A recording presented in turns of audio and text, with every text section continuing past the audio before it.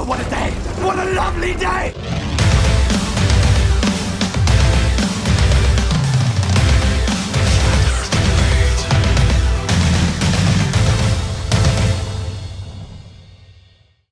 Welcome to Flat Earth Debate Live.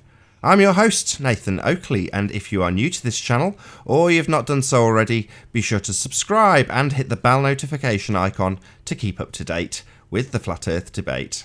If you'd like to support this channel, there is a super chat that runs alongside each of these shows while they premiere. There's also a PayPal and crypto link in the info box below the video. Most importantly though, if you would like to join the discussion, simply mute the page you are currently watching, then click the link in the info box below this video to join the panel and express your views on the shape of the Earth. If you do join, please don't swear. If you do, you'll be ejected, and if you are, please don't try to rejoin the stream using sock accounts. You'll be warmly welcomed back on the next stream. Please also share the show on social media. Sharing the show obviously increases the live audience, but this in turn increases the chances of a more diverse panel. So please share the show.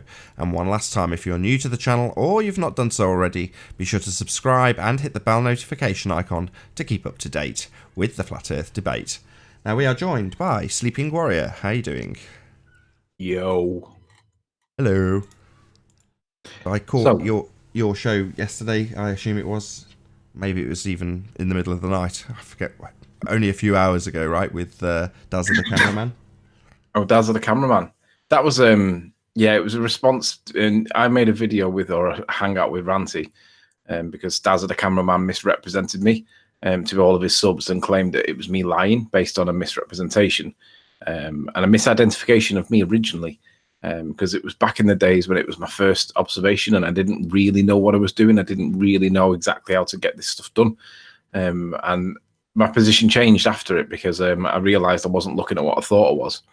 But Dazza basically told all of his subs in front of Sean and holding each other's willies that I was lying about something. And I was like, no, I wasn't lying about something. I was just doing what I thought was right at the time.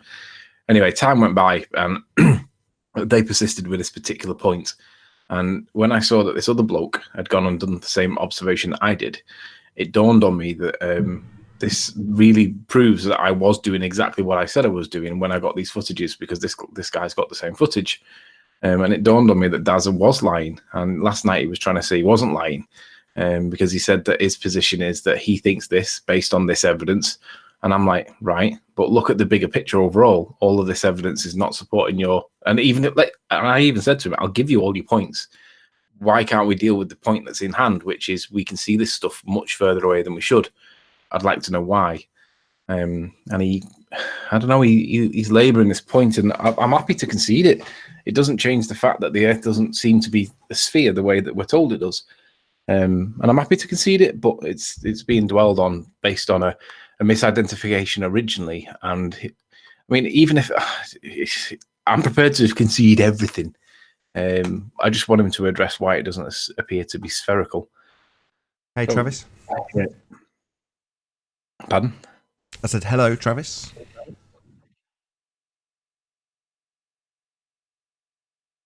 Hello. What? No sound. So yeah, I completely agree, Anthony. He's taken an incorrect assertion that you made when you first went out to make these observations, and you thought you'd caught the tower, and you hadn't. Oh, got a bit of feedback, Anthony. Can you turn your speakers down?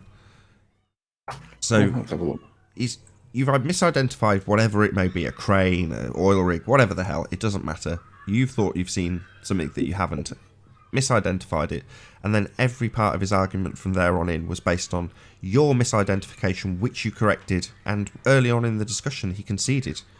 But then he used that as the actual tower and moved you further up the beach. It's like, well, that only works if you take it as read that that is the tower, and it's been conceded right at the beginning that it isn't. You know, yeah, you made a mistake. You conceded it very early on. This is literally now years ago. It just makes no sense that he would want to continue to misrepresent you in such a fashion, and ultimately not address the point, which is that you can see the tower, right? Yeah, it's to try and what happens is if you say a sentence, right, and 90% of the words were right, but you mispronounce or you use the wrong context or the wrong word or whatever, then they use that mistake, that minor mistake in the bigger scheme of things, to discredit your whole sentence because you got one part of it was a little bit wrong. Look, I'm not perfect. I know I make mistakes. And when I do make a mistake, if it's a big enough one, I'll encourage people to throw rotten tomatoes at me because I deserve it, right? You learn. However, if you make a mistake and then correct it because you realize that you were actually wrong, which is what happened with myself, then that's really should be the end of it. Now, but Daz has persisted with this claim. And when I saw this other guy's video and it basically supported and reaffirmed my own original claim, my original position, I was like, this is just devastating for the ballers. Anyway, yeah, so we had that hangout, but it was very much impromptu, and I've not even titled it on my channel. I just wanted to hear what his responses were. And it's kind of historic now, but it just, in the bigger picture, in the bigger scheme of things, this guy's new video basically reasserts my original claim. Blackpool Tower should not and could not be seen from Hoylake the way that we do actually see it if it were actually a ball. So I'm trying to get around to 1000 and come back and repeat the Hoylake observation that I did. Good morning, guys. Like, Hey, chocolate. for me, it's like solid. What? Yeah, so Oh, I think that would be great if I don't know how willing Ranty is at the moment. He seems to have a bit of a strop on for some reason. I haven't actually figured that out. I haven't spoken to him. But for whatever reason, hopefully he's going to be willing to go and repeat some of this observation with the better camera, including the Hoylake one, hopefully the Isle of Man as well. Got my Isle of Man t-shirt on today. Yeah, I'm hoping so. I think he's got a grump on because Chris MCM's got a wrench in my chat, and I only give him the wrench so that he doesn't get hidden immediately because Ranty's trigger happy. Why wouldn't you hide him immediately? Yeah. So, but I tell you what was interesting last night. Chocolate, are you there? Chocolate? Yeah, I'm here. I mean, I'm at work, so I mute. What's up? Did you hear Kosho's point about sign and cosign with the circle last night? And if you did you think that his point was legitimate, or was he trying to bullshit me with math to make it sound intelligent?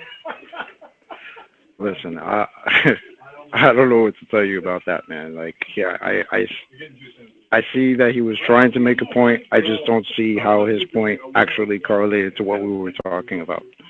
That was he showed us a diagram and said the sign and this moves, and it's like, how does that relate to how much of the sun that we're going to see? Like, what you're showing us is a diagram, you know? So I don't know. It didn't really make much sense to me. But then I'm not a mathematician, so but I tend to agree. It just sounded like bullshit to me. Hey Mark, how you doing? Here's Mark. Hello, gentlemen. You all right? Very well. Mark, what's up, man? Everything's well. There's a lot of noise in the background. Where's that coming from? That's me. I'm at work, so I'll mute. Oh, right. Okay, that's fine. I thought it may have been me. Nah, I flat Earth at work, so. Right. It's all good. Good man. Always, all day. Yeah, so just for those that didn't hear about it last night, Kosho and I were having a conversation about what happens at new moon. And basically the moon does go missing out of the sky for like around 3 days for everybody. No one sees it anywhere at any time. And my position is that we should start seeing light pretty much right after the moment when it transits across the sun or near to the sun and starts its new cycle. But for some reason, we only get to see, apparently we only get to see the thinnest of crescents, and it's too dull for us to see it because of the ambient light around it and the glare from the sun. And there was some evidence presented to support the position. But Kosho made what I perceived to be a flippant remark to do with sine and cosine. And when he said it, I thought, he sounds to me like he's trying to, not bamboozle, trying to one-up, big himself up, like self-glorify himself with Sound clever. Trying to sound clever. Yeah. So I thought I'm going to call him on this to see if he understands the point he's just made, because I wanted to see, did he actually understand it? Because I'll be honest, I didn't understand it. I wanted to know what that meant, what he said. And he said something like words to the effect of, yeah, if you use the sine and the cosine and then do the maths, you can work it out. And I was like, what does that even mean in this context? Now, I thought that he might not know what he was talking about and that he might have been trying to make himself sound clever. So he had about 4 attempts of trying to explain this thing, and words he was speaking and words were coming out, but there was no coherent sentence that came out. So I asked Hillel Finder if he would be able to explain or translate what was being said, and he was dead reluctant to do it. And then in the end, we managed to find out what sine and cosine meant, and we tried to apply it, and it really didn't apply. But Jeremy started arguing in Kosho's favor because the concept of sine and cosine is mathematical, right? It is a thing. And once Jeremy saw how the mechanism of sine and cosine worked inside a circle, inside the dimensions of a circle, Jeremy then started to argue a different point, which was that this mathematics does work. We've got a working model on screen right now, right before your very eyes. And I'm like, yeah, but how does this apply to the moon? And when we were trying to apply it, it just didn't apply, because we're trying to work out how the light, how long should it stay dark for whilst it's transiting the sun or at new moon phase. And basically my position is, as it disappears one side, it should start reappearing the other side, because only 50% of the sun, the moon, can be lit up at any one time by the other side. And that was what we were arguing about. But because Jeremy had spotted how the mechanics of it worked, he started to side with Kosho. And then I realized that this was 2v1, and then it became 3v1 the minute Hillel found an angle that he was able to present something. That's where I came back. So I heard the original misrepresentation that you kind of called, but basically admitted that you didn't understand the terms. And when I came back, this was the point that I came back to. So they all started backing each other on this bullshit. And you were at a point where there was 4 of them backing him just because he's on the same side as them. But he's completely wrong. It doesn't apply. And you're holding them all to account. It was brilliant. You're batting them all off, all 4 of them at once. It was great. So I'm trying to speak to the audience and say, right, guys, you can interpret this any way you wish. You've got Kosho making sine and cosine comments. And if you think that applies, then you're entitled to think that. I think it's nonsense. And we've got Jeremy, and we've now got Hillel Finder that are now supporting him on this utter nonsense rather than letting him take a pasting. And literally, it's because they'll never concede any points ever. They just don't do it. And it was completely irrelevant. It wasn't accurate citation for the sine and cosine. So next time we see Kosho, instead of calling him Kosho, let's call him cosine. Hello, cosine. So bad. It is funny, though. Yeah, you've got a good show going on, Anthony. I really enjoyed it. I must admit, I didn't watch all of it, but it's nice to have... Correct me if I'm wrong, Riley, but didn't at one point Hillel Finder even say that he understood what Kosho was trying to do, even though he was kind of doing it wrong? Am I mistaken at that point, or about that? I understand what he's making, but whether or not that's correctly applied or not, I'm not sure. But when I asked him specifically to address this point, I said, Hillel, are you there? And he ignored me, but he wasn't on mute. I said, Hillel, and he went, yeah. And I said, is this being used in the correct context at all or not? And there was a silence, and he didn't want to answer it because I think the answer was no.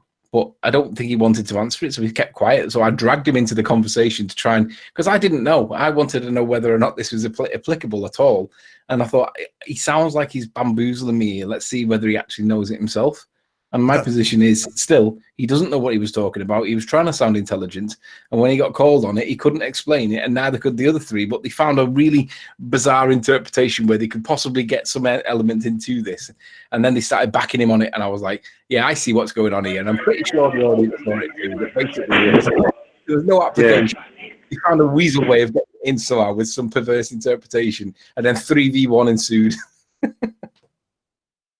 Yeah, it did sound like Hillel was a little hesitant to explain Kosho's point.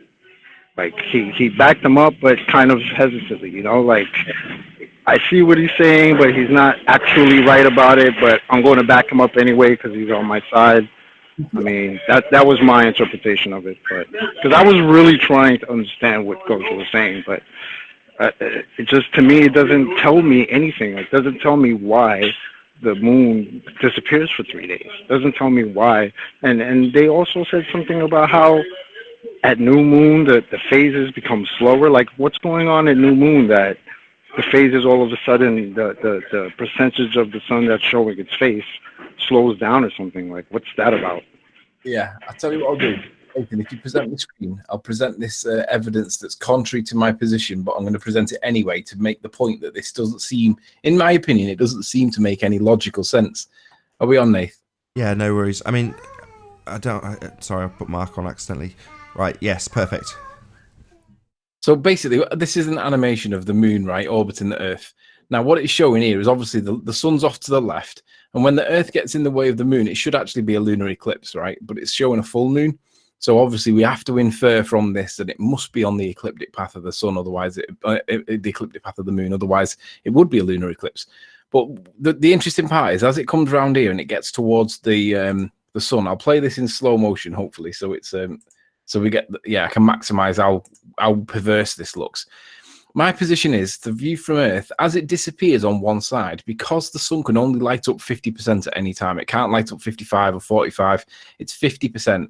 Literally, as one side starts disappearing from the Earth's view, it should start coming back in on the other side. So as it disperses on this side now, it drops down to the point, and then boosh, it should start coming back in immediately because you can only light up 50% at any one time. Look at the length of time it's taking, right? Which is what happens in real world, but it's not coming back in. So it's like, why is it? This makes no logical sense, right? And I might be wrong, but for me, it seems that it should disappear on one side, but at the same time, start reappearing on the other side because it only lights up 50% of the Earth.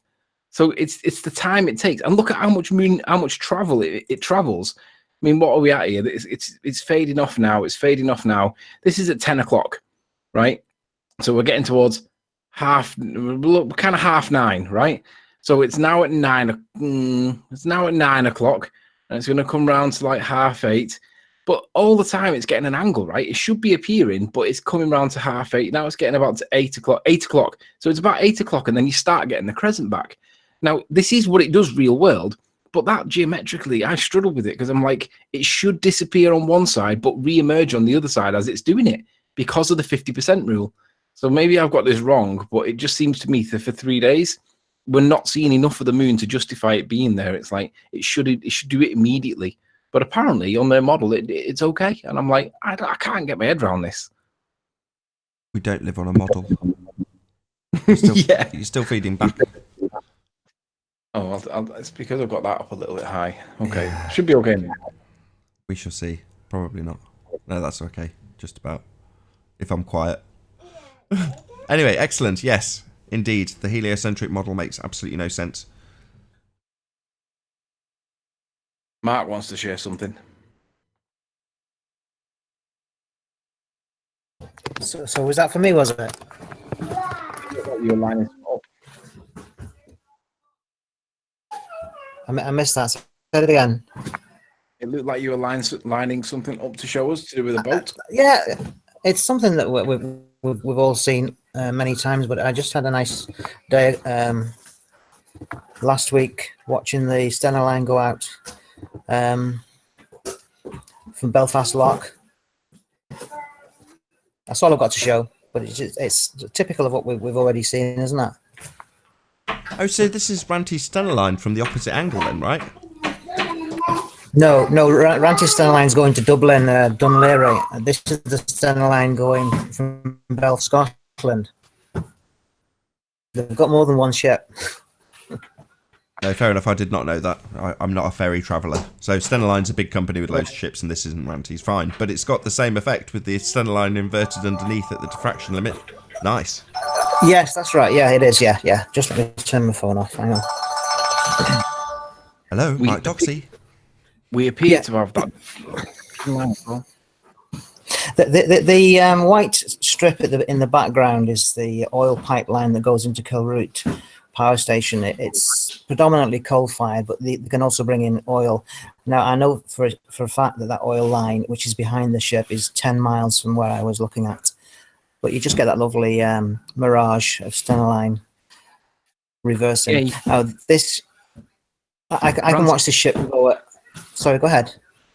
Ranty calls these fake waves. You know, like if you look at the composition of the top line of the waves, they kind of stop. They don't stop in a way that is like a curve that stops. That's clearly a wave. They just seem to stop like mid curve. Ranty calls them fake waves. Yeah. Yeah, I would agree with that. You would expect it to just go so tiny that it would be imperceptible, but that sort of line jumps up and down. And if you look at something behind it, though, it's jumping up and down in perspective really high. If you look at something in the background. But yeah, the fake waves. you agree that the mirroring thing is blocking the actual height of the water, right? Because we can see the reflection of the boat underneath it. Do you agree Yeah, that this yeah. I don't think that was the point Mark was making. Can I just try and paraphrase what you're saying, Mark, and see if I'm correct? You're saying that the limited angle to the boat, which is in the near foreground, is lower, i.e. if you look at the fold line, you would see that it lines up with the inferior mirage of the pipeline above. So in the distance, obviously the land is continuing beyond this boat. Clearly, there's a pipeline that's further away. But the line that gives you the hard horizon and the comparison to the fold line on the boat and the fold line on the pipeline are in two completely different positions, which to me suggests, like Ranty's double Earth curve, do you remember that one? It's saying that the limited angle is variant all the way up to the distance that you can see. So you've still got a limitation on the angle to the bottom of the boat in the near foreground, but as you look further out, higher stuff gets miraged down into its limited angle further away.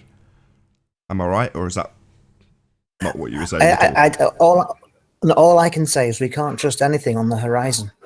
Yeah. You can't even trust where the horizon is. Yeah, exactly. Yeah. But the horizon is that's why I really wanted you to watch that video yesterday. So I think Life is Sweet, the guy's called, or Life is Short. I've forgotten his name. I'm really sorry. He did a really, really good video, and he's got kudos from everyone. Jaren, Red Pill, you name it. They're all watching this fairly substantive video that explains that what we're calling the horizon is just the diffraction limit of whatever you're looking at. The point where the ground meets the sky is an optical effect created by your eye.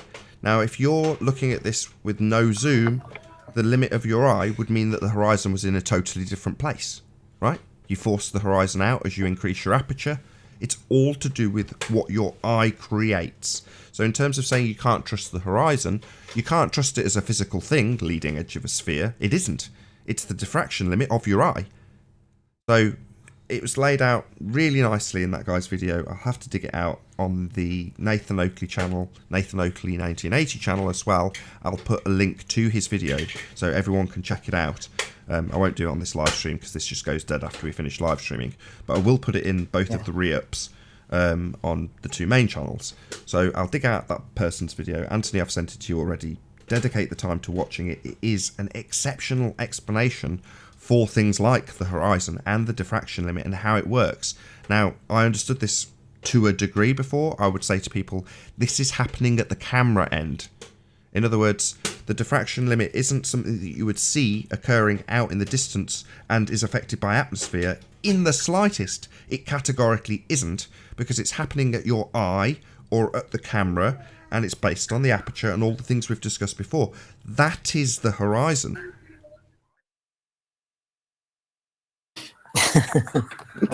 Right, okay. The horizon is where the ground apparently reaches the sky, but for different viewers and different. Are you removing atmosphere completely out of it? Yes, Nathan? Absolutely. You can. What you will see in terms of where that diffraction limit occurs, based on the height of the sea, which might limit your angle more, your elevation. There's a whole bunch of different things that will affect it. Obviously, it's about the angle. But also, the clarity of the day will also affect how far you can see. So the atmosphere unequivocally does come into it. But in terms of what you see as the apparent position where the sky meets the ground, doesn't change even if you're in a 10-foot room. You've still got the same effect happening, and it's your eye that creates the midpoint. And when you look out into the distance over water, the limitation of the atmosphere will cause you to, in some days, not see this boat, right? Well, that's the atmosphere. But when you can see it, the effect of this mirage underneath is, and I'm going to say this, I'm going to go out on a limb, 100% down to the diffraction limit. There's no atmosphere blocking our view. We can see as low as the boat as you would expect, and it's in that limited angle. That's why you will have this consistent effect on the horizontal always. It's not a little bit around the boat because of a bit of atmosphere around the boat. It's consistent on the horizontal always, through everything. You look back on the Isle of Man composite, that line runs through the entire image at the horizon, with an inferior mirage below it. And it is, I'm going to go out on a limb again, 100%, it is the diffraction limit. That is what you are seeing, and it is what creates the horizon. Okay, there's something I've been trying to work out is on a dull day, if we're to say that the horizon is where the land meets the sky, well, on a really dull day in Belfast, the horizon is only maybe half a mile away from you, because there's no variation in the colour of the sky. Do you know what I mean? Do you understand that? I do, on a really foggy day. My reply to a globehead saying the same thing, Mark, would be that the sky never meets the ground, does it? No, but apparently on a dull day, the sky is the same colour as the mist in front of you. And so if you wanted to say that the horizon is where the sky meets the ground, sometimes the sky on a foggy day is meeting the ground just a few feet away from you. Now, on a clear day, the atmosphere still has some sort of fog effect. That's the reason why we can't see New York from Donegal. So again, the horizon is being falsified, or you can't define where it is because of the atmosphere is like a soup, and it gets thicker the further away you're looking. I agree. The atmosphere will absolutely compound your visibility by virtue of the stuff, the debris, whatever, and you can have that conversely giving you a clearer day if there's less in the air. But it doesn't change that what limits you from seeing New York from Portugal isn't the atmosphere, it's the angular limitation. I need to get my head around that one. It is also the atmosphere, because that limits how far you can see. No, I would say no. Yeah, yes, predominantly it's going to be atmosphere, and if you're looking 30 to 100 miles, you can bring that into the equation. Beyond that, no, it is never going to be seen. It doesn't matter if you had infinite clarity. It is ipso facto too small to see. Yeah, you're right. It's just too far away. Doesn't matter how much atmosphere you have there, or lack of atmosphere. It's just too far. It's too small. It's simple. Nathan, I have to give a little bit of credit to a baller. You know, the guy that goes by the name of Nick with no L. Just before you do, sorry, Anthony, cut you off straight away. Yeah. Thank you. Very nice pictures and excellent examples of the diffraction limit. Thank you very much, Mark. It's not a problem. I'm still taking photographs. Sorry, Anthony, you cool. go ahead. So Nick with no L. I currently have Nick with no L blocked because I see him as literally a troll. Anyway, he joined yesterday for a chat, and he said something along the lines of, "Oh yeah, I've been wanting to speak to you about that," and we discussed a particular point. But then we had a disagreement over a point that he said, which was that correlation is causation if the error, how did he word it now? If the level of error was low enough, it could be considered causation. So I said, can I have a citation for that? And in the end, he couldn't find one, and admitted he couldn't find one. And we actually got a concession. I think it's probably one of the rare occasions where we've had a concession. And when he did it, I was like, oh my God, he's actually made a concession there. And it's probably one of my first times when I've actually had a baller actually say, I might have that wrong there. And he conceded it. And it was a lovely conversation. And it actually surprised me with how good he was able to communicate. Yet when you see him in chat, he's ridiculous. So on the one hand, he's really bad in chat. But on the other hand, he was a gentleman yesterday. And I was gobsmacked that he made a concession, because doesn't normally happen. And then we had Emerald, who then brought up a citation. We were talking about what was it now? I can't remember exactly what it was, but there was a challenged point, and I asked him to bring the citation. It was something about science delving into ideas as opposed to cause and effect. Yeah, that's what it was. The point was made that science does prove cause and effect relationships, and he was arguing that science only disproves stuff So he brought up a citation that said science tries to discuss or disprove ideas. And I said, that's not supporting your position, because we're not talking about ideas. We're talking about causes and effects, not ideas. And he wouldn't concede it. And I was like, oh, really? So we just had Nick with Noel that did actually concede and say, yeah, maybe that wasn't quite right. And he's talking about it in chat now with Ute. Basically, he said, yeah, correlation is not actually causation. It does imply it, but it doesn't prove it. And that's the difference between correlation and causation. But yeah, I was gobsmacked. So shout out to Nick and Noel. Yeah, I'll back that up. Nick was actually cool yesterday on that hangout. Conceded and everything. It was cool. Sorry about the noise. The concession being that correlation is not causation. Yeah, his statement was originally that correlation can be causation in science if the error factor was below a certain point. Now, normally anything with less than 5% of statistical significance will be rejected because it's too remote. But I don't know, he didn't quantify it, but he said if the error risk is below a certain point, that could be considered causation. But it was challenged, and he went and got a citation, and then realized that he couldn't. Well, he didn't get a citation. He tried to find one, he couldn't find one, and then he accepted that correlation implies only causation. It doesn't prove causation. And I tried to use the example where if you have a cockerel crowing in the morning, if the sun rises 10 minutes after the cock crows, then if you would correlate the cock crowing and the rise of the sun. But obviously, if we all know that the cock crowing doesn't cause the sun to rise, apparently it's some earth spin. That's what they say. But anyway, so you can correlate the cockerel crowing with sunrise, but it isn't the cause, even though it does correlate.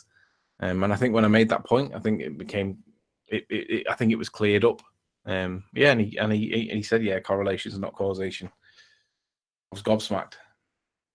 Yeah, if you've got like 95% of the babies in the Western world being born in hospitals, does that mean that correlation is the cause of babies? Of course not. It's just a correlation with a high level of consistency, like cockerel crowing in the morning and then the sun rising.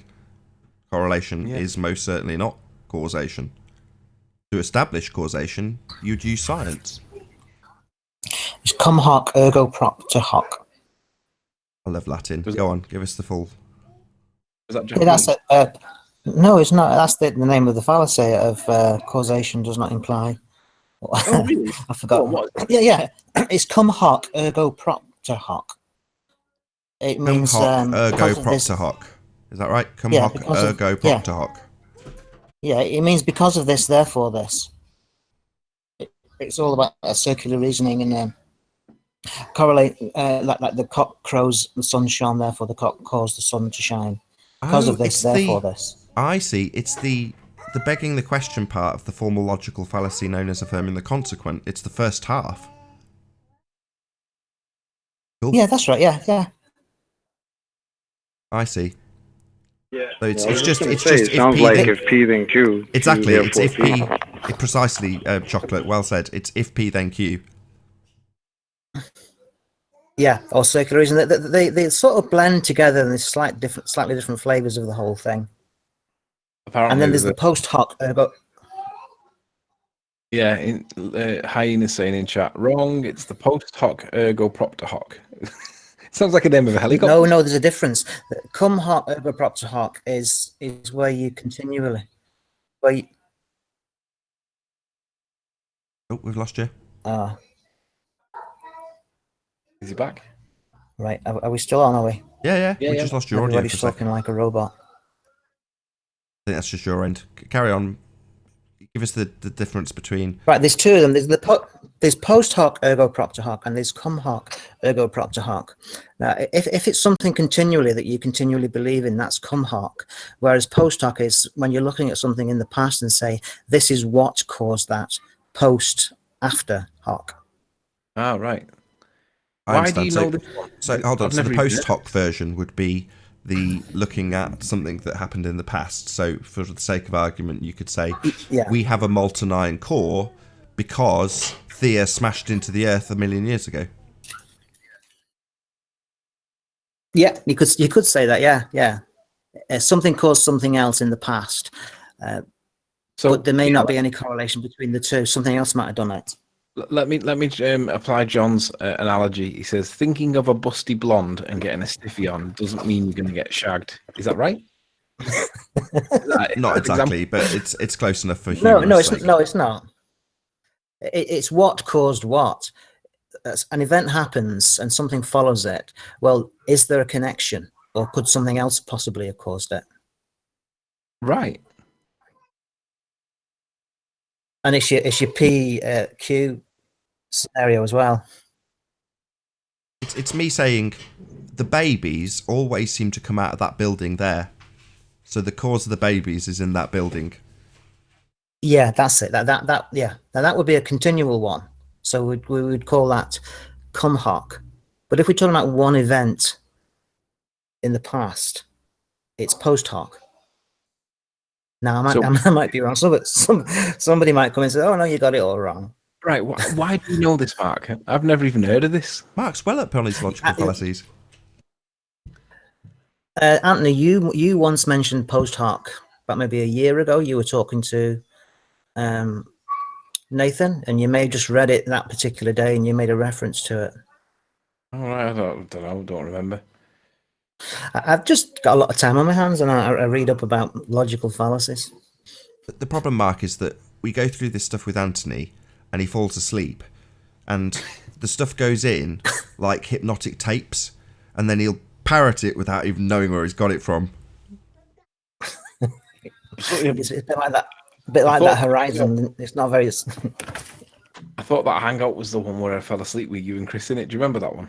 I do remember. I remember you falling asleep. Snoring as well.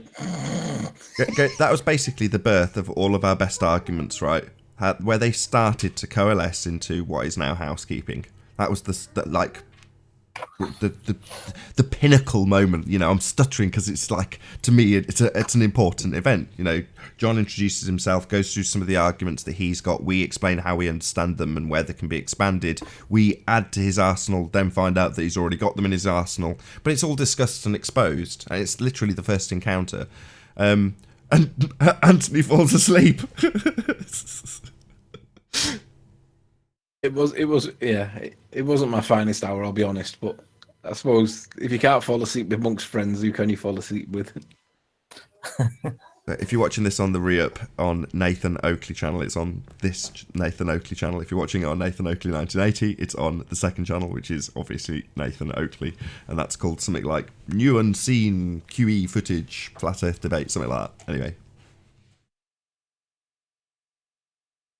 Ute says, Nick thinks he's poking fun at Flat Earth, but he's wrong when it comes down to it. He used to admit speed changes should be the correct answer, but now denies it, a regression. Yeah. I'm not sure what that reference is, but we do see regressions coming and going. What's that link to, Mark? Sorry, Anthony.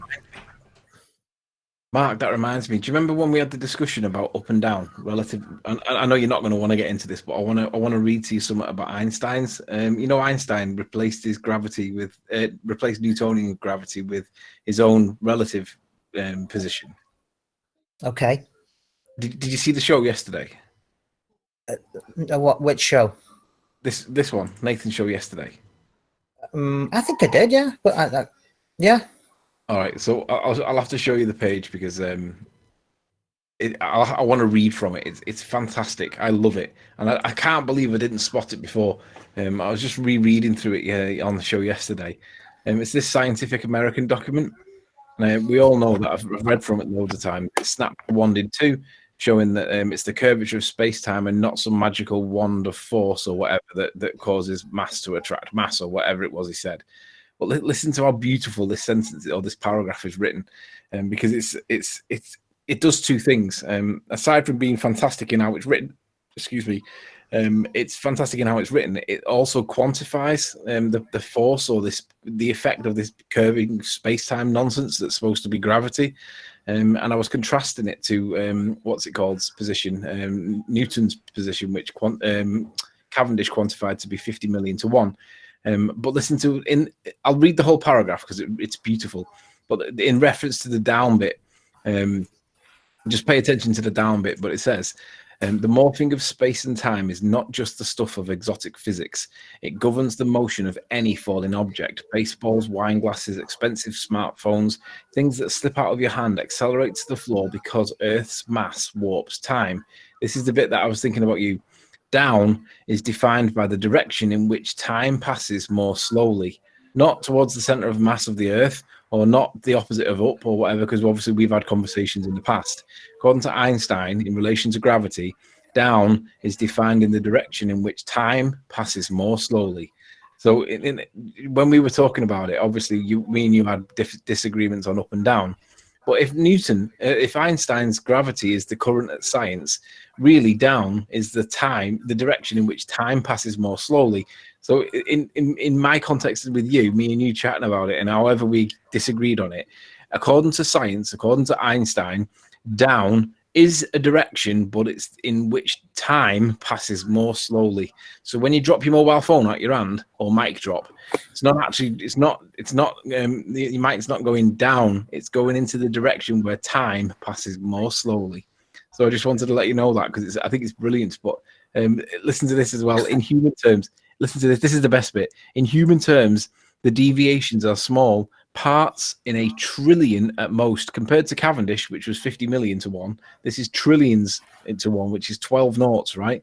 But enough to account for the rate at which falling objects pick up speed. Really? When you see an apple fall from a tree, get this is the best bit. When you see an apple fall from the tree, you are watching it roll across the contours of time. How beautiful is that? It's a load of nonsense. It is. It's That's what I utter said. garbage. Hey, Arwin. How you doing? Or if you listen to Brian Cox, he's telling you that it's actually the Earth moving up to meet the apple while it stays in midair after it falls off the branch. That is a complete contradiction. You're right. Contradicts. It's ridiculous. And isn't that the Flat Earth Society nonsense? So that's your guy. That's a guy, Brian Cox, saying the Earth moves up to meet the apple, guys. So have fun with that. Yeah. Hi guys. Hey, Zinda. How you doing?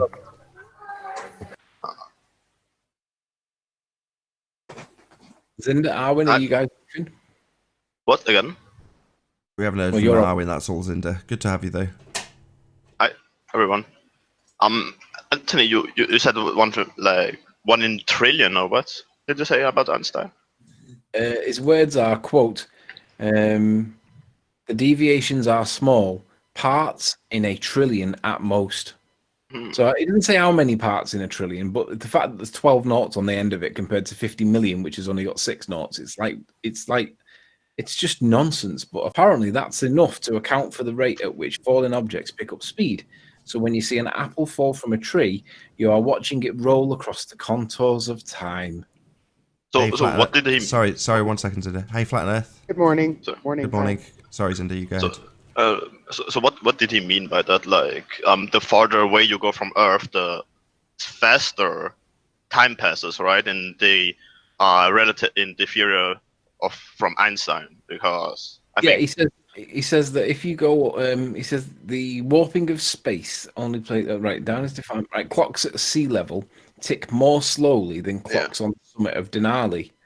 Now, if that's true, I'm going to say that integer, that differential, is going to be more than parts in a trillion. But he claims that a watch strapped to your ankle will, the clocks at sea level tick more slowly than clocks on the summit of Denali. And he's putting that down to the contours of time. why would you claim the numbers aren't accurate in the theory itself? I mean, I'm not saying I'm they have to be real. I'm saying they're too remote and fantasy based for them to be credible. Yeah, they make. I mean, mathematically, they probably make sense, right? But of course, we would have to prove it, and it is hard to prove the general and general relativity to other people in our position. So no, I think I honestly think that what happened was they started getting scales that were measuring rates that were getting towards a million. Hold on a second. Hold on. Mark, you got to mute, Mark. Hold on. Somebody's got their mic open and I can't hear what you're saying. I'm going to suggest perhaps that maybe they were getting more accurate scales, that instead of being to 6 decimal places or whatever, 7 decimal places, maybe they were getting a little bit too accurate, so they had to move the goalposts far enough back that they'd have to get scales that would measure in trillionths. And that seems to me what they were doing. I mean, I'm just spitballing, but I just think that maybe they were getting close to being able to show a 50 millionth of an object's weight, therefore satisfying. No, that's not what they're doing. This is all mathematical. Did you not watch the video that Jaren did? Yeah, I know. I'm just They're trying to not showing present it in a bad anything. light. They're not showing a thing. This is done through the transform equations. It's not demonstrating or showing or quantifying any trillionth or 50 millionth or anything. It's purely mathematical. Hello, Alan. Yeah. Tony, stop stepping out of line. Get back in order. What do you mean? And he left. He's just heckling you because I'm telling you off. Oh, right. Sorry. So, I mean, they say they have to account for time dilation, what in terms of satellites, right? And I think it is due to that 1 in trillion, whatever you just said before. And when you scale it up to the distance satellites supposedly are, then they calculate everything with the theory of relativity, and then they have everything right in their model, which I kind of believe, but I don't have evidence for it. Yeah, believe is the key word, and I noticed that you contrast that by saying you don't have evidence for it. Yeah, because I think that satellite telephones are real and they use satellites, for example. But I don't have evidence for that, so it could be something else. It could be a million balloons like flying around in the sky or whatever, right? I don't know. So it doesn't really matter in the end.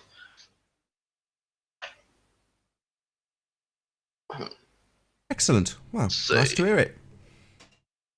I came here to show you guys a picture, and it is really a disturbing picture. So maybe you should wait with sharing it to the audience. If anyone who doesn't want to get like their eyes completely burned by the picture, You're not going to get on camera, are you? Should look away. I will. This is going to be a joke. Not I can today, sense it in not your today. voice. This is going to be a joke. I can tell already. Not today. You're going to put a picture of here. a sphere on or something, can't you? Look what I've seen here. Can you see my picture? What I've seen when I went to work today. Globe Garden, childcare. Yeah. Let's have a Dude, look. it is Sorry, disturbing. hold on, Cinder. I can't see it at this distance. It's too small on the icon. Is it tame enough for me to present to the audience, Anthony? Yeah, it's fine. Fine. Okay, sorry, Cinder. It's on screen for the audience now. No problem. And it is so disturbing. I mean, they push the globe on children that don't even go to school now, right? Those children are maybe like 2 to 3 years old that visit the place, and it's already called Globe Garden Childcare. I mean, that we have to do something about it, right? We have to like burn the place down once the children are gone out of the building. the hell are you That seems pretty extreme, Cinder, but thank you very much. No problem. I was just wanted to know if you guys are as upset as I am about it. Zinder, you're feeling in a mood today, Zinder? You want to burn things down? What's the matter with you, man? Some kind What of a guy, jab? man. Is this some kind of jab at me? Think it's funny what I went through yesterday, Zinder? What did you go through yesterday? I don't know. And I think you might be being paranoid. What did you go through, Oh, Arwin? check it out. That almost diffused it really quickly, but you've heightened his intrigue, Arwin. It's just weird. Like, why burning things down? It's so extreme. Can we keep it PG? Keep it PG, please. I beg you. PG, what? Parental guidance. Keep it family friendly.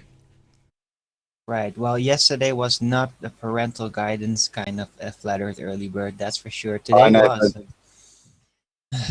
Hey, Adam. Hey, Adam. Hi, Owen. But yeah. No. Radical extreme solutions rarely are solutions. But yeah, desperation. I don't think Zinder was aiming that at you. I have no I have idea. I have no proof of that, but I don't think he was aiming maybe at you. it's weird. Maybe it's just the other side talking through everyone else again, or whatever. I don't know what the hell. Yeah, Hey, Owen, mate. I- Yesterday, right, I saw a guy display a lot of humanity. Yeah. Subsequently, I've seen a lot of other people, in response to that, display the complete opposite. Hey, Unorthodox, how you doing? Totally agree with that, Adam. Hello. Hello. Hello. I think in 6 months' time, Arwin, you'll probably still stand by your words and your feelings and feel no embarrassment for the bit of life you went through, mate. But I don't. I watched. Feel Yeah, embarrassed. let me finish. I'm not criticizing you, pal. I'm making comment on other people's reaction, and I think when they look back at their videos in 6 months' time, there'll be a lot more learning for them to do than what you went through yesterday, mate. Respect for you to share that with people as well. Thank you. Also, didn't you do nicely out of it with all the adverts you got? Oh yeah, my God. Yeah. Yeah, Google must have sensed a trigger point and pump in the advertisement. I watched- Is this a Nothing tactic, gets more Arwen? Are you advertisement getting than nutty? people triggered. Are you getting nutty as a tactic, or is this genuine? Were you really upset? Yeah, that was real. As I explained, even while it was going, it was creeping up to me. It had been piling up my shoulders for a week, and I didn't even really know what it was going to be. And the day before, I said it. I didn't even know. I said it like, something's coming. I don't know what it is, but I hope we can all live with it, basically. That's what I said the day before. And then that night, it all hit me, and it came out yesterday. It was just going through that valley, the swing of the pendulum, and that was there. And now I'm getting out of it again, and I already feel a lot better than I do yesterday. So, but that was Well, absolutely you real. know what's awesome, Arwen, is that it's the next day. You feel better. You're here. You're not hiding. Cowering in a corner somewhere. You're doing what you do. Right. You got up. You had a show. Obviously, had a great guest, Constance. Shout out to Constance. Mm-hmm. So you're good money, brother. Don't worry about the haters. The haters are gonna hate. That's what they do. That's what they do best. Yeah, the haters So are who gonna cares hate. about The them? creepers are gonna creep. Hi. Yeah. Hi, What's up, guys. Alan? Can we talk about me? I've just been to No. the shop and purchased an egg custard, and there's no nutmeg on the top. Unless I'm getting my ice cream or something, I don't know why we're talking. Alan, you need to go back and burn the shop down. What, and stab him in the face? No, just burn the shop down. That's what Zinda suggested before. I don't like warm custard though, Tony. Should we call you Alan or should we call you Jeff? My name's Alan. Not when you first joined, it wasn't. Maybe What not. do you mean? Have I missed something then? So I'll ask again. Should we call you Jeff or Alan? Alan. But why when you first introduced yourself to us as Jeff? No, I'm not Jeff. But I'll repeat it. You first introduced yourself to us as Jeff. No. Today? Yes, You on keep a today's bit show. mutton, If you want to Jeff. confirm this, Alan's just said no. I'll just give him another opportunity to deny it. Go ahead, Alan. No. No. You didn't introduce yourself as Jeff. Today's No. show on the second channel, Nathan No. Oakley. Today's uploaded, premiered show has Alan's first arrival on the show. It is unequivocally Alan. There is no doubt about it. He introduces himself as Jeff. No. Right, no. Can we just double check this? I never heard this. Did anybody else hear him introduce himself as Jeff? Not yesterday, on a show from about a year ago. The first appearance of Alan, he introduces himself as Jeff. No, not me. Sorry. Yeah, definitely you. Definitely not me. Okay? What People show can check number it was out. Nathan? It was only uploaded 2 hours ago. Nathan, what show is it? Let's get it up and we'll see it. It's the show from 2 hours ago. I'm going to round this live show out in a few moments, so my kid needs some attention. But You feel free to check it out in the audience. It's today's upload. Okay, I know you're getting impatient. You can tell it's coming to the end, can't you? Yes, it's about break time. Don't stab her. Okay, yes. Don't set fire to her either. Don't set fire to her. Don't listen to Zinda with suggestions. He's mean. Were you a lawyer, Anthony, once, or do you have any experience in it? Yeah, that was a swapping conversation. You No, went no, from setting fire- just because of burning down things. Just wanted to ask Hang on a really minute. quick. Burning down things came from you, not from me. Let's not. No, be putting this onto but me. I mean, when I burn the place down, I need someone who defends me in front of court, right? So, would you, if I pay you something, would you accept the honor to defend me? Depends on what you were Why charged would with. we defend somebody that's openly declaring they're going to commit a crime? Well, I mean, you guys are flat earthers. You fight against every odd. I mean, so right, that like Zinder, that doesn't mean going and burning down schools, brother. I think you got that a little bit twisted. damn it. Good try. Good try. Sorry. Well, I tried. All right. Yeah, I know. I think you might have missed the difference between anarchy and like no rules, because there's what you're describing is no rules and lawlessness. Well, I'm not the same as saying anarchy. I'm not saying hold on. you guys have to burn the building down. I just was asking if you could like defend Hold on, that's me, not right? anarchy. Is Mark still on the panel? All right. Still here, Yes, Mark? I'm I sorry. recommend just a peaceful protest.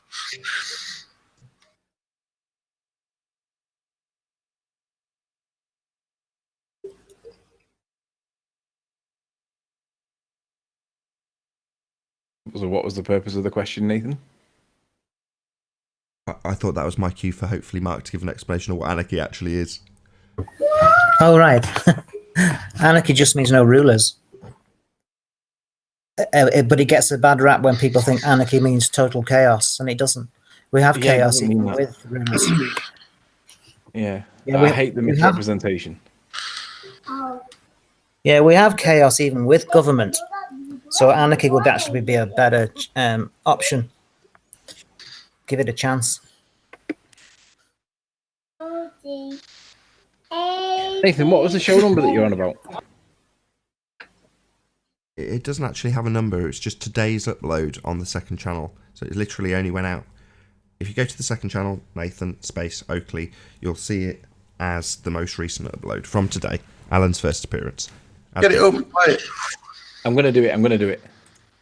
This is such an odd. You're saying Wow, you have video wow, you're really evidence loud. that Wow. of this, so this is pretty interesting. Yeah, we'll do it. Well, So hopefully the that's, most recent one, and I'll just do a scroll through and see if I can find it on the. well, we're coming up Jeff to here. the hour mark, as I say, so it is going to be my opportunity to round out at least this section of the show. So I will say, first and foremost, a huge, massive, enormous thank you to all of the live audience for tuning in and hopefully sharing this debate.